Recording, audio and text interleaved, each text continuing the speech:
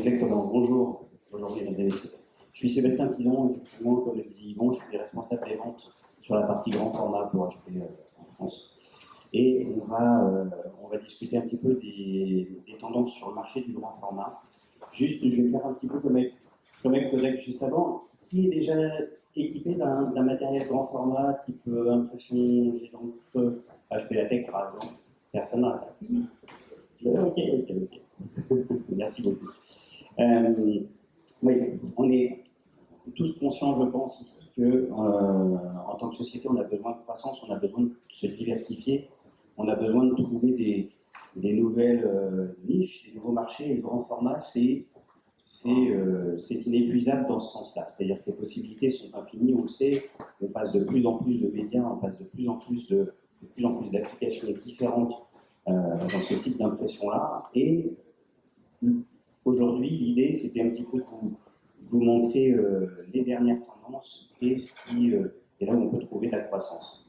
Parce qu'évidemment, vous connaissez HP sur la partie art graphique avec les presses Indigo et les presses Cytex. Vous connaissez aussi probablement les rotatives PageWide industrielles. Et pour la partie grand format, vous connaissez certainement la technologie HP Latex.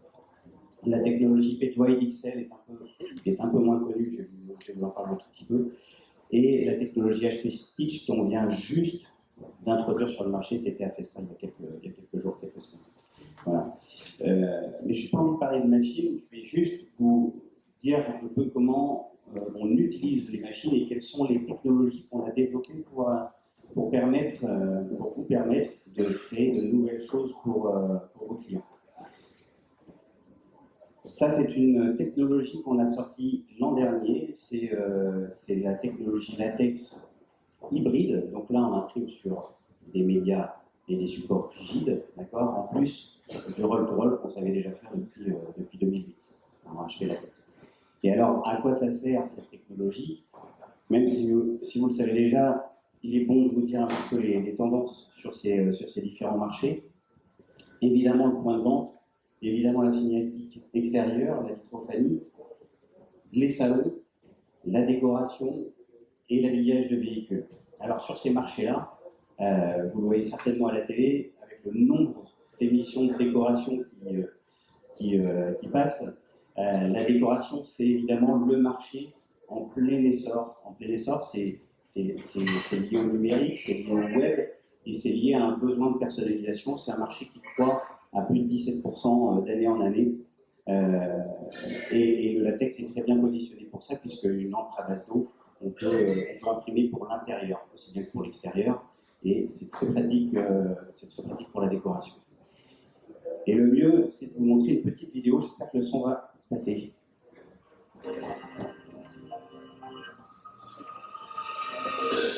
On a souvent des enfants à prendre en charge qui sont stressés, apeurés, mais même cette énergie qui sont impressionnantes, qui peuvent générer beaucoup de stress. On avait besoin de customiser notre IRM pour la rendre plus rassureuse. On avait besoin de le faire dans un univers très technicien. On a essayé de travailler sur une volonté d'accompagner les enfants sur un seul parcours pédagogique en racontant une histoire qui soit dessinée.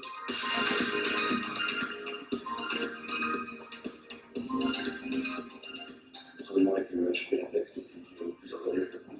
Une machine, c'est une HP 760, donc Latex. Cette technologie qui se démarque notamment par les encres à base d'eau, qui sont des seules encres à avoir aucune émanation toxique. Et elles répondent aux enjeux environnementaux, aux normes strictes qui sont exigées par les hôpitaux. Nous collaborons étroitement avec la société des numériques qui fournit le produit le mieux adapté également de chez Edison pour l'application de ces visuels que nous avons réalisés.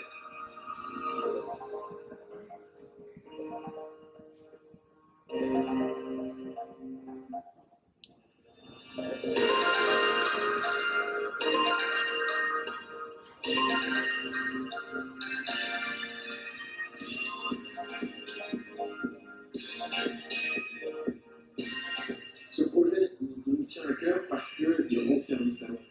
On a choisi d'utiliser l'univers qui nous entoure, l'univers marin, pour faire vivre une aventure à l'enfant, le faire cheminer à travers une décoration, des choses qui l'apaisent, un point d'image qui nous permettent de le rassurer. L'environnement va nous aider parce qu'il va permettre justement de détourner l'attention de l'enfant de tout ce qui est stressant pour lui et de focaliser sur va être agréable. Et au final, ça va nous permettre d'avoir des enfants de tout étendus et des parents aussi par la même occasion.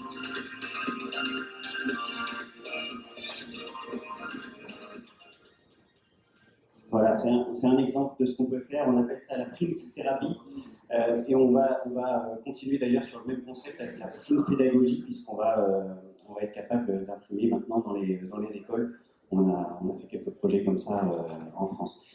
C'est pour vous montrer un petit peu jusqu'où on peut aller avec différents matériaux et avec différents supports. On peut imprimer dans ce cadre-là. Deuxième technologie, celle dont je vous ai parlé pour accompagner les développements et les nouveaux marchés. En fait, c'est une technologie qui est un peu plus vieille, elle date de 2015-2016. C'est en fait un traceur, ni plus ni moins comme vous les connaissez, sauf qu'elle n'a plus de chariot qui se balade avec de droite à gauche. Les têtes d'impression sont toutes installées dans la largeur de l'imprimante et on imprime donc en une seule passe. Donc on imprime très vite et à qualité constante. On parle de 15 affiches à la minute, et ça sur une imprimante qui fait la taille d'un traceur. Ça prend très peu de place. Alors quand on va si vite, évidemment, on a besoin de capacité de chargement. Vous voyez, on peut mettre 1200 mètres de papier en 6 rouleaux et des cartouches redondantes.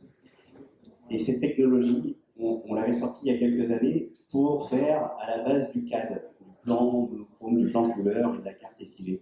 Et il y a quelques clients qui ont détourné cette technologie, d'abord pour sortir les affiches pour la grande distribution.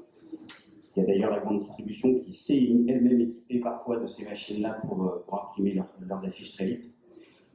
Et aujourd'hui, on voit des nouvelles applications qui passent dans cette machine, puisqu'on peut passer jusqu'aux 250 grammes. Il y a des dos bleus, il y a du papier poster, il y a du Tyvek, il y a du polypropylène, il y a des canvas. Et il y a même des nouvelles applications qui sont développées par certains d'entre vous. Je vais en nommer un, c'est le papier cadeau qui se développe énormément, le papier cadeau personnalisé, un peu comme dans la déco. C'est la personnalisation qui crée le besoin, qui crée la capacité à créer un nouveau produit qu'on peut vendre plus cher, via le web notamment. Et à titre d'exemple, je vous montre juste une société, d'ailleurs je vais pas mettre le son comme ça, parce que c'est une vidéo en hollandais. Donc, comme ça, vous allez juste commenter les images. Société Grits, en fait, en Hollande, qui fait en fait de l'impression de papier cadeau personnalisable sur le web. Le papier cadeau devient une partie intégrante du cadeau en lui-même. C'est-à-dire que là, vous imprimez le nom et le prénom de la personne à qui vous offrez le cadeau. Bon, ils impriment énormément de mètres carrés maintenant. Avec une imprimante SPP XL. Juste pour vous donner un exemple d'application qu'on peut développer grâce à ces technologies. Et dernière technologie, c'est la technologie HP Stitch, c'est du dye sub, de la sublimation, pour la première fois sur une technologie HP jet d'encre thermique. Donc sur les mêmes têtes d'impression que vous pouvez avoir dans la technologie latex ou PageWhite juste avant cité. Et on a créé cette technologie-là pas seulement pour la partie confection et vêtements de sport, puisque comme chacun sait, c'est pas spécialement en France qu'on fait ce genre d'activité, mais pour aller encore plus loin dans la partie signalétique et dans la partie décoration, avec notamment la possibilité d'imprimer en direct sur le textile ou sur papier transfert. Nos machines, et avec un seul type d'encre, permettent de faire les deux. Donc là, le type d'application, c'est évidemment les teardrops, les drapeaux que vous voyez de plus en plus. Le textile a beaucoup d'avantages en termes de rendu, c'est plus qualitatif, c'est plus léger, ça se transporte, c'est plus facile, c'est réutilisable, c'est lavable. Donc il y a des vraies niches dans ce marché-là. C'est un marché en croissance pour nous de 20% d'année en année, d'accord, sur le textile. Voilà, c'était une présentation des différentes applications que vous pouvez faire avec HP Stitch. Ça, c'est la gamme. Rapidement, on a sorti 3 imprimantes, 2 en 1m60 et une en 3m20. Et ce sont des imprimantes qui apportent des nouveautés sur le marché du textile. Le besoin principal de nos clients, c'était d'avoir une consistance de la couleur et de pouvoir ressortir les mêmes campagnes qui avaient déjà été imprimées avec les mêmes couleurs précisément. Donc on a créé un système avec un spectrophotomètre embarqué dans la machine qui permet de recalibrer la machine, de la relinéariser et de ressortir exactement les campagnes avec une fidélité des couleurs qui est très difficile à obtenir sur d'autres machines de Dyson. Voilà. Donc, pour terminer, voici mes coordonnées et surtout nous vous donnons rendez-vous le 24 et 25 septembre. On a créé pour l'UNIC un atelier, en fait, une sorte de formation chez notre partenaire ID Numérique qui vous permettrait de pouvoir voir tous les médias et toutes les nouvelles applications. Voilà, j'espère que ça vous aura donné des idées. N'hésitez pas si vous avez des questions, on se trouve tous ici. Merci beaucoup. Questions dans la salle? Toujours pas. Pensez-vous qu'aujourd'hui, on voit toutes ces applications de façon numérique sur des marchés, comme on parlait pour la décoration, du textile? J'ai vu qu'on pouvait imprimer des chaussettes que je ne savais pas. Mais est-ce que vous pensez que... on parlera du textile d'ailleurs tout à l'heure, hein, on parlera du textile mais sous un autre angle. Pensez-vous que l'imprimeur de labeur de base, aujourd'hui, se sent concerné par ces marchés? Alors, parce que c'est des niches qui aujourd'hui sont très importantes. Oui, je pense qu'en fait, dans les métiers de l'impression, le plus compliqué, c'est d'acquérir de nouveaux clients. Je suppose en tout cas. Et la vision d'HP, c'est plutôt de dire on sait répondre avec une grande partie de notre travail habituel à des besoins très traditionnels de vos clients. Il est plus facile de créer de nouveaux besoins chez nos clients et de leur proposer beaucoup plus de choses que d'aller chercher de nouveaux clients. On pense que c'est une source de croissance pour vos entreprises de vous diversifier, de vous spécialiser, de trouver des nouveaux produits, des nouvelles approches. Il y a tellement de mutations sur nos métiers.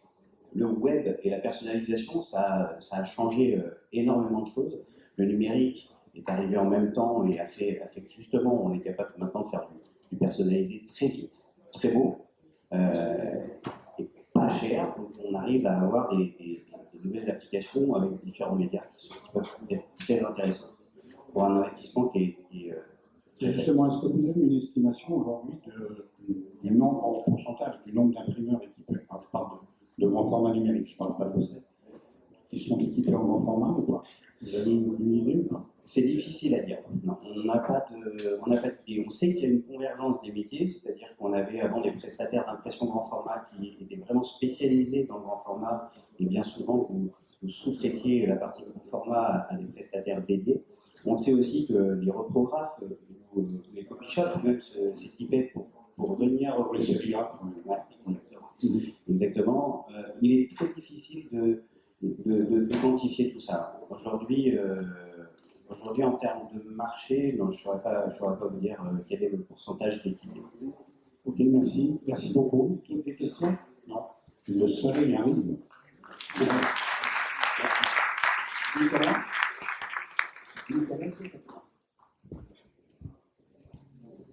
Merci Yvon et bonjour à toutes et bonjour à tous. Alors on va parler usine 4.0. Alors je vais déjà voir comment ça fonctionne. Voilà. Le centre de production 4.0, c'est à la mode dans l'industrie. On en parle dans l'industrie automobile, on en parle dans l'industrie agroalimentaire. Et pour nous, dans l'imprimerie, c'est indispensable.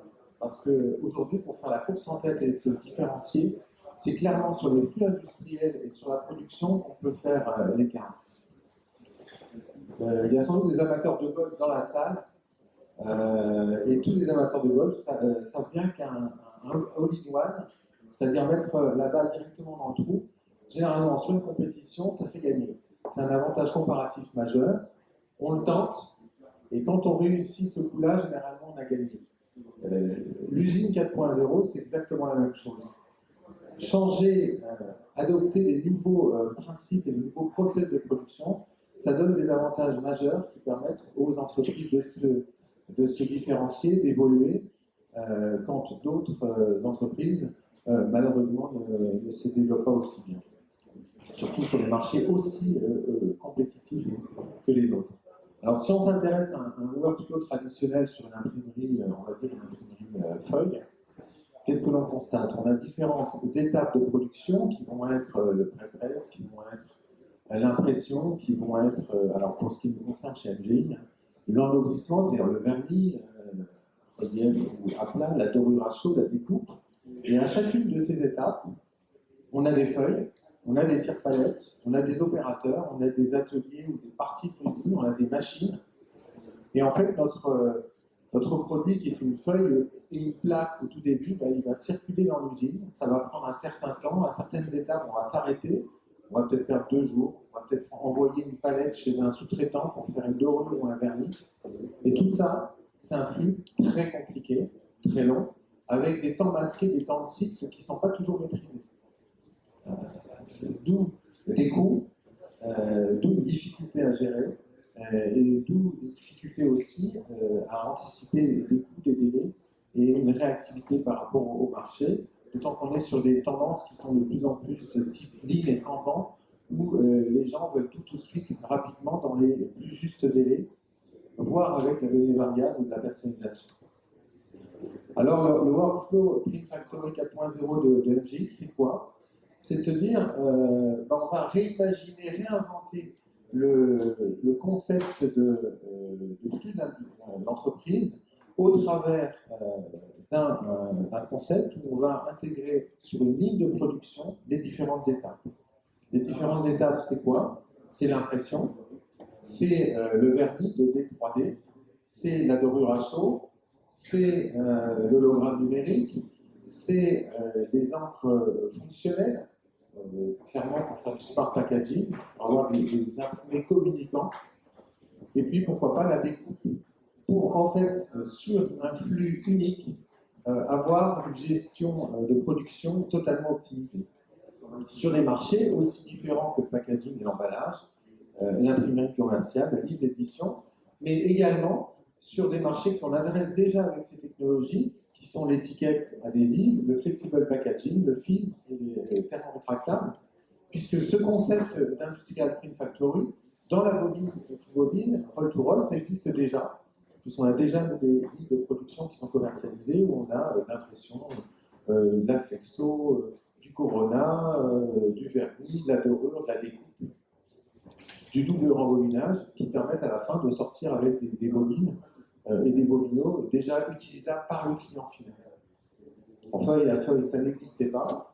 Et en fait, lors du dernier salon au Transpac, on a présenté l'AlphaJet, qui est une machine feuille à feuille qui intègre ce concept industriel Print Factory. Alors, si on prend un peu de recul, qu'est-ce que ça permet de faire d'un point de vue industriel, de disposer d'une ligne intégrant ces différentes étapes? Tout d'abord, ça va simplifier et optimiser les processus de production d'entreprise.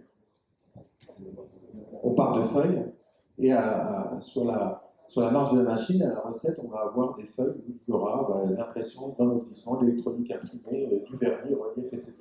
Et donc là, on imagine tout de suite toutes les étapes qu'on a squeezées au sein de l'atelier. Ça va réduire les temps de cycle.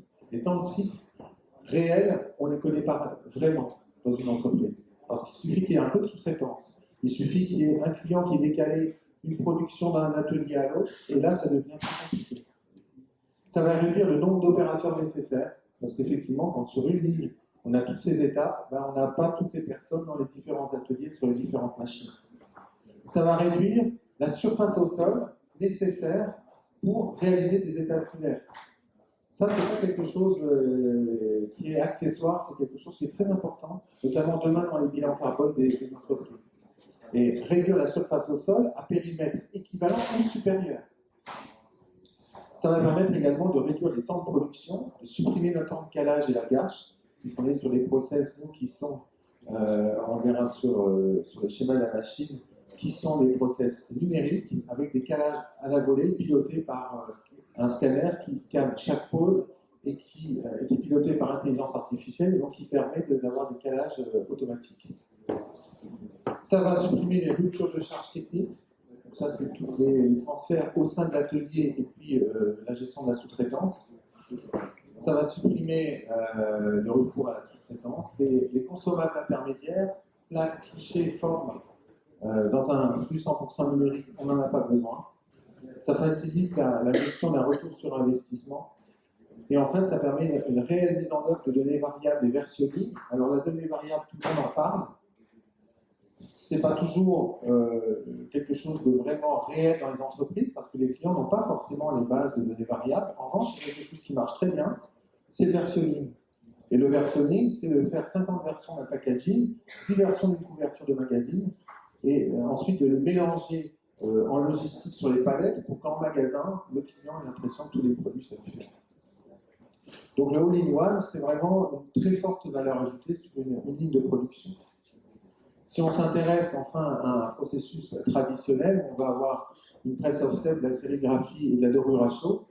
Ben, la presse offset, elle va rouler à 18 000 D1 heure, elle va se caler en 30 minutes sur une quadrille. On va avoir un ou deux opérateurs, on va gâcher 300 feuilles, 200-300 feuilles. Sur une sérigraphie, on va tomber à 3000 D1 heure, on va la caler en 30 minutes. Avec un opérateur, on aura gâché 200 feuilles. Et sur une dorure à chaud, là, la vitesse monte, on remonte à 8000 B1 heure, mais on prend au moins 1 heure de calage. Et pour en avoir discuté avec Guillaume Prudent le caractère, des fois c'est un peu plus long. On restera un peu plus longtemps avant que ça démarre. Et puis on aura gâché 200 feuilles. Donc si on prend effectivement le discours ambiant, c'est-à-dire on roule à 18 000 feuilles, non. Juste si on parle de ces 3 étapes qui permettent de sortir un produit en oubli et complexe à valeur ajoutée, la réelle vitesse, sans compter la sous-traitance, le temps entre les ateliers, c'est-à-dire ça sort, c'est sec, c'est bon, je passe à l'étape, on est à une véritable vitesse de 2000 B1 heure, on a mis 2 heures de calage, on a pris 3 opérateurs, on a gâché 700 feuilles. Voilà. Et donc ça, sans les temps de cycle réels. L'AlphaGen qui a été présenté sur All4Pack et qui sera, dont certains exemplaires seront présentés sur Drupa, puisqu'elle aura été commercialisée, les premiers clients bêta-testeurs en seront équipés. C'est une machine qui va intégrer ces différentes étapes, c'est-à-dire l'impression quadrille, le coating ou la 5e couleur, notamment à blanc, le vernis UV à plat ou en relief c'est jusqu'à 230 microns, la dorure à chaud à plat ou en relief, les encres fonctionnelles. Encres fonctionnelles, c'est des encres conductives pour faire en sorte que les imprimés deviennent communicants.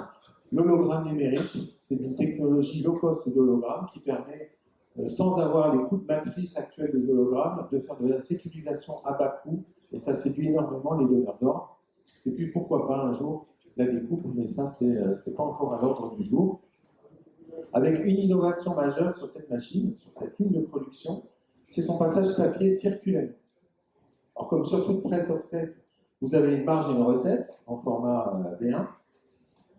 Et puis le papier, il n'est pas du tout transporté sur des cylindres ou sur une bête, comme on peut imaginer. Il est transporté sur des plateaux aspirants, qui vont circuler sur ce cycle. Ils sont mus par un moteur linéaire électromagnétique. Et l'avantage, c'est quoi? C'est qu'on peut traiter les supports souples ou rigides. Souple, c'est du papier. Rigide, c'est du carton duel. Sur la même machine. Du fait que le support et le substrat est tenu par aspiration et qu'on a un moteur électromagnétique linéaire, on a un repérage de plus ou moins 2,5 microns. 2,5 microns, c'est-à-dire que ça ne se voit pas. On fait des tests, on imprime 2 fois la quadrille pour voir le repérage. Bon, il y a trop d'encre, en dehors de la couleur, il y a trop de colorimétrie, mais le repérage, il est parfait. Donc on a cette technologie qui est unique et donc qui va permettre d'avoir une polyvalence extrême puisqu'on peut traiter des substrats très différents avec la possibilité de faire plusieurs passages, par exemple sur la machine puisqu'on est sur un cycle. Dernière chose, c'est une machine qui est évolutive puisqu'en fait on peut rajouter des groupes imprimants en nourrissant au fur et à mesure du développement de la technologie ou d'utilisation par l'imprimeur. En résumé, 4 couleurs, vernis UV, dorure à chaud, option encre conductive et possibilité de faire également d'avoir une cinquième couleur. On est sur des vitesses de 1801 heures, avec toutes ces étapes. Un calage en moins de 5 minutes, gâche 0, blanc en option, encre fonctionnelle en option. Avec une innovation mondiale, c'est que nous sommes les premiers à avoir appliqué la technologie jet d'encre, même jet, à du feuille à feuille, aussi bien en feuille qu'en carton. La problématique du jet d'encre quadrille, c'est quoi? En dehors de la tenue sur certains substrats, mais ça peut se traiter, c'est le coût des têtes. Le coût des têtes quadrilles, c'est monstrueux quand il faut les changer, surtout on part sur des grands formats type 70-120. L'avantage de Memjet, c'est que le coût des têtes, c'est des consommables, c'est intégré dans le prix de l'encre. Donc les têtes jet d'encre ne sont plus un problème. Le gros avantage aussi, c'est qu'on est sur une technologie Duralink avec des encres pigmentaires aqueuses, une très haute définition 1600 par 1600 dpi, et puis surtout également 5 redondances des buses, parce que quand on est sur des grandes largeurs, notamment du 70 en lèse, et qu'on a des dizaines de milliers de buses, il n'est pas impossible que certaines buses soient bouchées, parce que statistiquement, il n'y a pas de perfection. Avec 5 niveaux de redondance, on est sûr que dans un schéma de production industrielle, il n'y aura pas de trou au niveau de l'impression. Voilà, donc grande économie d'utilisation parce qu'on n'a pas la matraque du coût des têtes jet d'encre derrière et un coût qui est difficilement anticipable. Avec des anticipations d'utilisation, sans compter les temps de cycle dont je vous parlais tout à l'heure, c'est-à-dire je suis imprimeur traditionnel, je vais faire de la dorure en externe, et donc ça part 2 jours à droite et à gauche. Donc si on dit dans une imprimerie traditionnelle, tout est dans un flux, quand ça sort d'une machine, ça part à la suivante, cette technologie, elle est plus rapide que les technologies traditionnelles jusqu'à 40 000 feuilles. 40 000 feuilles. Donc pour des produits élaborés, semi-finis ou finis, réalisés simplement. Parce que tout l'enjeu de l'usine 4.0, c'est de parvenir à faire des produits finis ou semi-finis le plus simplement possible, en réduisant les étapes, les intervenants, en réintégrant et en permettant d'imaginer des produits tous plus innovants, plus complexes pour séduire le client. Parce que l'utilisation de tout ça et de nos machines, ça n'a de sens que si le packaging qu'on a réalisé, il est plus pris en linéaire par le client que le même packaging de l'autre marque qui n'est pas ennobli. L'ennoblissement d'un produit, aujourd'hui, ça sert à quoi? Ça sert à faire en sorte que le produit il est saisi, que le magazine il est pris en linéaire, ou que le livre est saisi en linéaire. Aujourd'hui, vous verrez que les vernis 2D ou les vernis 3D sur les couvertures de livres, c'est devenu quasiment une norme. Parce que quand vous n'en avez pas, le livre est moins bien. Ou alors il faut un bandeau avec un prix littéraire. Donc l'ennoblissement, la différenciation, la valeur ajoutée, ça permet de vendre plus. Et on peut aller encore plus loin. Et ça, c'est le smart packaging. Le smart packaging, c'est quoi? C'est le packaging communicant. On part d'un packaging qui est neutre à un packaging qui va véhiculer l'information. C'est un marché émergent. Il y a peu de précurseurs sur ce marché, clairement. Il y a un avenir prometteur, mais il y a un énorme frein sur ce marché, c'est le coût pour rendre le packaging communicant.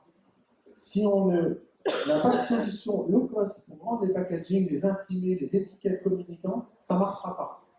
Tout notre enjeu chez MGI, c'est de faire en sorte que ces technologies deviennent accessibles par des technologies low cost, industrielles. Alors aujourd'hui, quelles sont les grandes applications on va dire, la communication des imprimés? Principalement, aujourd'hui, le marché, c'est quoi? C'est les cartes de crédit. Les cartes de crédit, on les puces. Ça, c'est aujourd'hui plus de la moitié du marché mondial des imprimés ou des cartes communicantes. Ensuite, on va avoir tout ce qui est NFC. L'IRF de communication, c'est tous les systèmes qui fonctionnent avec des téléphones, des détecteurs à courte distance, moins de 5 cm. Ensuite, on va avoir les passeports, on va avoir tout ce qui est tickets de métro, tickets d'avion, etc. Si on s'intéresse juste au packaging, aujourd'hui on a en gros 200 millions de packaging dans le monde qui utilisent ces technologies. Donc clairement, par le biais d'étiquettes qui sont imposées, c'est très cher à faire, c'est très cher à poser. Et aujourd'hui, c'est un frein.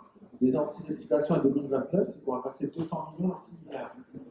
Ça marche si on a des coûts qui sont extrêmement réduits et surtout industrialisés. Si on s'intéresse en bref au smart packaging, c'est quoi? C'est la capacité à imprimer des antennes et des pistes conductrices. Et ensuite, avec ces antennes qui vont capter l'énergie du téléphone et les pistes conductrices qui vont les amener, sous ces pistes conductrices, positionner des puces, des chips, dans lesquelles on aura des identifications, des authentifications de produits, des URL pour naviguer sur Internet, et puis de la programmation de LED ou d'OLED. Sur ces pistes conductives, on va également poser des LED ou des OLED, donc de l'éclairage, de lumière, et puis des capteurs de température, capteurs de marche on-off, etc. Aujourd'hui, à MGI, on travaille sur ces deux pistes, qui sont l'impression d'encre fonctionnelle et puis la dépose. Et sur Drupal, on vous montrera des choses opérationnelles à ces deux niveaux qui permettent d'aller de façon industrielle, low cost, pour proposer des produits toujours plus attractifs, toujours pour se différencier auprès des clients. Avec un exemple concret, c'est quoi un packaging communicant? C'est un packaging qui, à l'approche d'un téléphone portable, va pouvoir ouvrir un navigateur web pour aller voir quelque chose, va déclencher de la lumière sur un produit, et je vais demander d'ailleurs qu'on m'apporte une lumière sur un produit, qui va déclencher une URL ou permettre d'avoir une information augmentée par rapport à ce produit.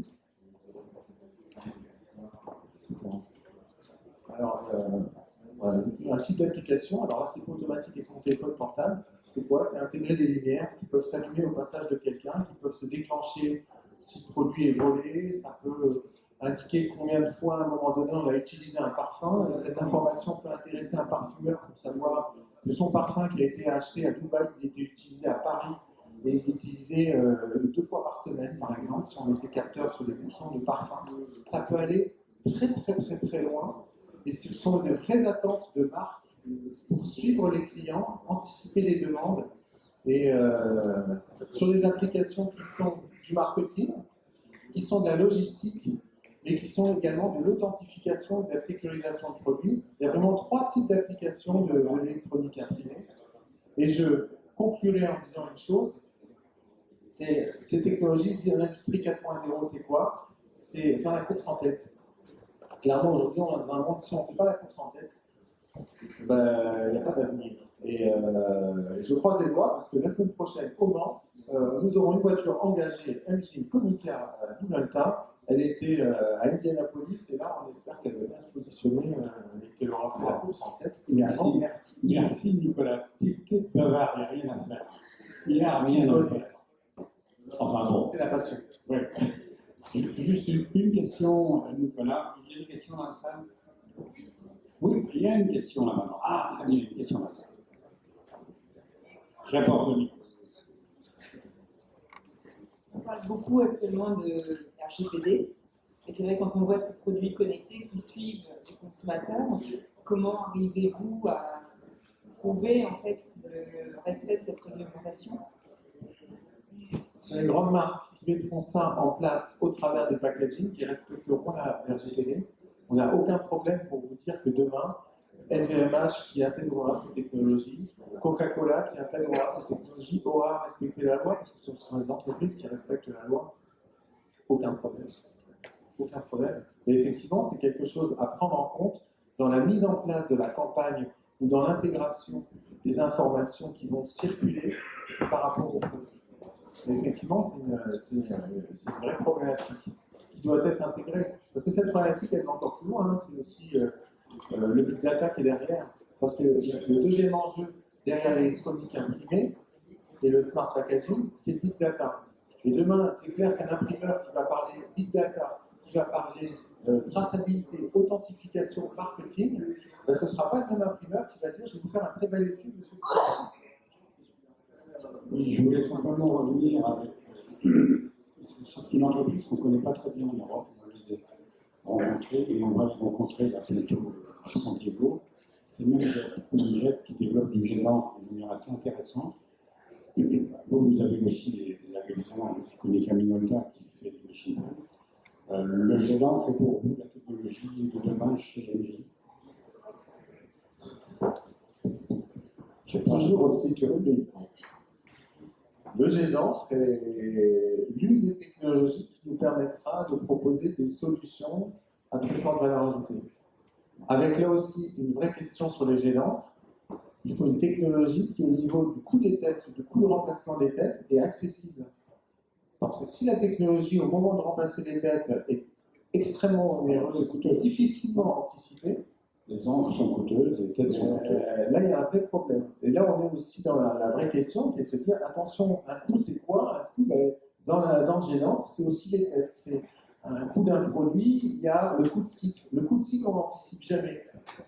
Savoir que ce produit, il a attendu 3 jours avant de partir en sous-traitance, que ça a coûté le retour, la désorganisation de l'atelier, le bazar. Voilà. Ça, comment on le valorise? On ne le valorise jamais. Et aujourd'hui, on ne peut plus faire ça parce que nos clients sont dans le Kanban, ils sont dans le juste à temps, et nous, on doit être dans le Kanban, dans le juste à temps. Merci. Monsieur Carmine, on va conclure. Merci beaucoup. Pour être dans le temps, pour laisser un petit peu de temps à l'idée derrière.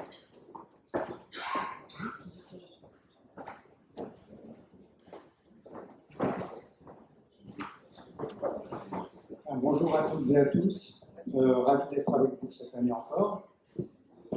Alors moi je vais vous parler d'automatisation des flux et d'optimisation des process via notre ERP MasterPrint que certains utilisent, que d'autres connaissent un petit peu. Alors la problématique que je vais poser est la suivante. Aujourd'hui le secteur de l'imprimerie, je ne vous apprends rien, il est complexe, il n'est pas encore apuré. Donc la question, c'est qu'au-delà des machines, de l'investissement dans les machines et les hommes, dans la qualité des travaux, dans la réactivité, la problématique qui se pose, c'est justement la gestion du système d'information dans l'entreprise pour arriver à se différencier, parce que c'est le maître mot, à se différencier vis-à-vis de la concurrence. Alors la qualité, ce n'est pas un élément de différenciation, puisque tout le monde aujourd'hui, les confrères constructeurs à l'appui, tout le monde a des machines performantes globalement et des hommes capables de. Donc ce que je vais essayer de faire, c'est de vous parler d'automatisation de flux et d'optimisation de process via le concept qui sous-tend la colonne vertébrale en fait, de MasterPrint et notre vision de ce que doit être un système d'information et de nos développements actuels et à venir.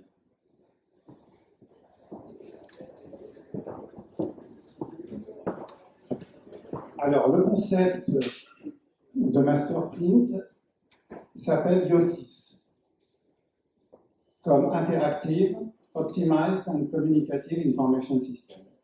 Donc, ce que je vais vous exposer, ce sont ces 3 axes pour essayer de vous donner un angle de vue différent sur ce que doit être un ERP. Alors, la première brique, c'est le système interactif d'information. Alors, au-delà de la réalisation de simples tâches de gestion que sont la réalisation d'un devis, l'enregistrement d'une commande, l'édition d'un dossier de facture, tout le classique des éléments de gestion d'une entreprise, d'une imprimerie. Ici, le concept consiste à amener l'information vers l'utilisateur et non pas l'inverse. Ça, c'est le premier axe. Alors, de quelle façon on fait cela? On fait ça sur 2 points. Premièrement, l'analyse d'un flux d'informations événementielles et deuxièmement, un système d'aide à la décision. Alors, le flux d'informations événementielles, c'est faire en sorte que MasterPrint informe l'utilisateur par le biais de divers canaux. Ce soit un flux événementiel qu'on a dans un menu général, une messagerie interactive, des alertes automatisées, des flux RSS, la gestion d'agenda, l'activité du jour, Tout ça, nos utilisateurs sont déjà habitués. Et la deuxième chose, c'est le système d'aide à la décision. Alors ici, par plusieurs éléments, on essaye d'amener l'information opportune au moment opportun. Je donne un petit exemple simplement. Lorsqu'un deviseur réalise un devis dans l'imprimerie, bon, il faut un logiciel performant, certes, mais c'est pas tout. Il peut très bien, par exemple, faire un devis pour quelqu'un qui demande des tonnes de variantes, mais passe une commande de temps à autre simplement. Donc, dans l'entreprise, comment ça se passe habituellement? On édite des statistiques à un moment donné, commerciales, on se réunit, puis on dit, celui-là, taux d'aboutissement à mineur, il faut le rappeler, etc. Donc tout ça, c'est du temps. Ça coûte très cher. Et en plus de cela, il faut aller vers le client, il faut l'appeler. Alors que dans l'autre sens, si au moment de faire le devis pour M. Dupont, je vois qu'il m'a passé une seule commande en 6 mois, c'est à ce moment-là que je vais lui parler et je vais lui dire qu'est-ce qui se passe. Donc, ces clignotants-là, un robot qui s'appelle e-tracker va amener l'information au deviseur en lui disant « donc attention, là vous êtes en train de passer beaucoup de temps, mais pour la concurrence, pas pour vous ». Et là, on commence à être rentable parce qu'on aborde le client au moment où il est demandeur. Alors, d'autres fonctions, comme les fonctions post-it, par exemple, on est allé jusqu'à reproduire le post-it carrément pour le mettre sur un dossier de fac, par exemple. Et là, on voit, ou sur une facture, quelque chose d'important, l'information doit circuler d'une personne à l'autre. Et enfin, ce qu'on appelle le mur chez nous, c'est-à-dire le menu général de Masterprint, qui possède aujourd'hui nombre de fonctionnalités et peut être entièrement paramétré. Un chef d'entreprise, par exemple, qui voudrait savoir où en est sa valeur ajoutée du mois, il n'a pas besoin d'aller cliquer. Il a l'information dans son tableau de bord directement. Donc on va paramétrer les informations principales du tableau de bord de chaque utilisateur, de telle façon à ce qu'il puisse suivre l'information utile à chaque instant, sans pour autant avoir une action. La deuxième brique, c'est le système avancé de communication. Alors ici, le concept IO6 met la communication globale au cœur du système d'information de l'entreprise. Les deux axes sont la connexion avec la production et la communication globale, parce qu'un système d'information ne peut pas être aujourd'hui complètement enfermé dans l'entreprise. Alors la connexion avec la production, ici, c'est principalement avec le module qu'on appelle nous Masterlink JDF, qui permet la connexion au flux pré-presse, aux presses des constructeurs et au matériel de finition. Voilà. Alors l'avantage ici, c'est que Masterprint étant indépendant de tous les constructeurs, il est cependant partenaire de l'ensemble d'entre eux. Voilà, donc ça nous permet d'avoir une connexion non fermée, non captive avec l'ensemble des constructeurs. La communication globale, nous l'abordons sous divers points, sous divers angles, avec notamment, quand j'entends par communication globale, l'ouverture à l'ensemble des acteurs, qu'ils soient clients ou fournisseurs ou partenaires. Alors ici, par exemple, plusieurs modules de Masterprint qui, entre parenthèses, comportent aujourd'hui 35 modules. Le premier, c'est Paperlink Web Service, qui permet la connexion directe au système des papetiers, avec donc la possibilité de télécharger des fichiers des papetiers automatiquement et de passer des commandes via le web service sans pour autant retourner sur leur site internet. Le deuxième module, c'est un module nommé Nomad qui permet de gérer les applicatifs sur mobile et tablette, par exemple pour une livraison, un livreur interne qui est en clientèle, qui va valider la livraison et automatiquement et instantanément l'information est enregistrée sur la base de données de l'imprimerie. Donc une réactivité pour pouvoir répondre. De la même façon, Nomad, par exemple au niveau de la CRM, de la prospection commerciale, avec une gestion éloignée et en même temps une interaction directe, un enregistrement des informations instantanées sur la base de données interne. D'autres modules comme TransLink Web Service, donc là ce sont des connexions avec les transporteurs, comme par exemple Chronopost, DPD, TNT, ou dans le planning de livraison de l'ERP, on est capable de répondre à un client en lui disant voilà, vous êtes livré ou vous allez être livré, etc. Et donc là, une différenciation au niveau de la fourniture d'une information précise. Donc une image de marque à l'extérieur importante qui rassure et qui met en confiance le client sur le suivi de son affaire. Et enfin, des fonctions web to print avec des demandes de devis en ligne pour ceux que ça intéresse, qui s'ouvrent au web. Demande de devis en ligne, robot de viseur dont j'ai parlé déjà l'année dernière, mais qui est un module de plus en plus prisé, puisque là, il permet de réaliser les devis à la place d'un deviseur de façon optimisée, sans intervention du deviseur. Évidemment, ça va correspondre à 80% des devis.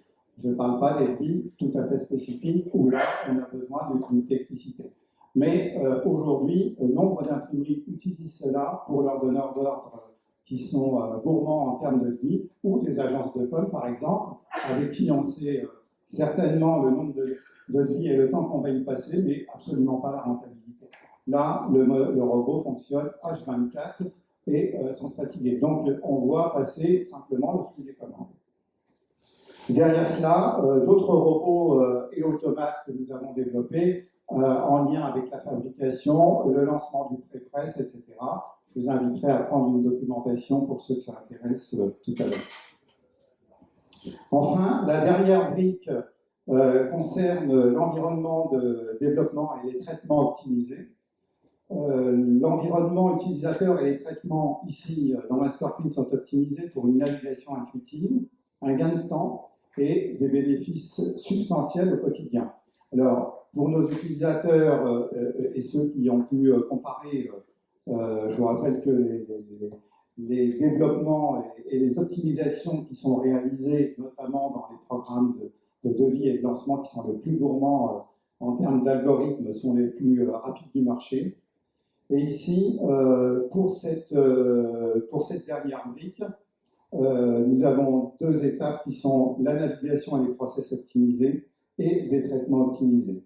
Alors pour la navigation, ici la gestion quotidienne des tâches doit être optimisée avec une ergonomie de travail orientée vers la facilitation des tâches utilisateurs, une optimisation de l'accès à l'information, une gestion transversale aussi, c'est-à-dire pas forcément passer par chaque module pour aller effectuer une tâche, mais la possibilité de squeezer, de switcher directement d'une tâche à l'autre, par exemple en étant sur un devis, l'enregistrer en commande en faisant un clic. Alors cela, ça veut dire aussi que Masterprint s'adapte à chaque type d'organisation, parce que d'une imprimerie à l'autre, on n'a pas la même organisation et les mêmes droits au niveau des utilisateurs.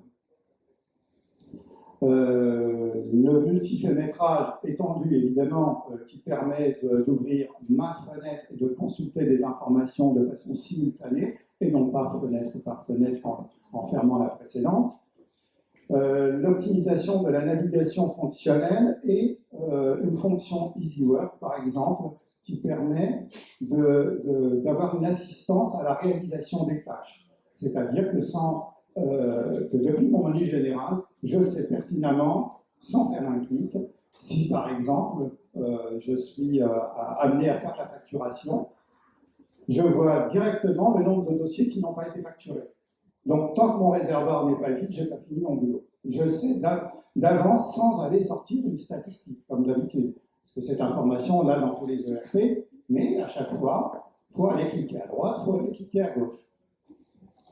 Enfin, les traitements optimisés. Je parlais des traitements de calcul et des traitements d'analyse de données qui sont ici optimisés, avec notamment des algorithmes d'intelligence artificielle et de modélisation mathématique, qui fait que ces moteurs de calcul sont extrêmement rapides en termes de devis, d'amalgame et de lancement. Alors, pour conclure, je vous dirais que le concept 6 permet d'aborder l'organisation du système d'information d'une imprimerie de façon tout à fait globale, allant bien au-delà de la simple réalisation de tâches de gestion. Alors pour cela, nous nous basons non pas sur notre savoir, mais sur l'écoute et l'innovation qui découlent de la discussion avec nos utilisateurs, avec lesquels nous développons certains partenariats, notamment en discutant lors de réunions que nous organisons en nos bureaux. L'anticipation et l'émergence de nouvelles technologies, évidemment, est très importante chez Ecofi. Et travailler aujourd'hui au développement de solutions répondant aux besoins de demain, c'est assurément là l'une des clés de nos réussites à tous. C'est ainsi que Masterprint intégrera en permanence les technologies les plus récentes et novatrices. Et c'est là que je m'arrête. Merci beaucoup. Merci. Question dans la salle. Moi, je peux poser une question. Les géants du web to print, bon, dans une autre dimension, ont quasiment totalement automatisé leur flux. Il n'y a plus aucune intervention humaine, les mauvais fichiers sont rejetés, le reste passe. Vous estimez aujourd'hui, dans les travaux du labeur, dans une imprimerie de labeur classique, à combien, en pourcentage, à la louche, combien de travaux pourraient comme ça être totalement automatisés, sans aucune intervention humaine? Depuis de vie, vous voulez dire? Oui, oui, depuis de vie.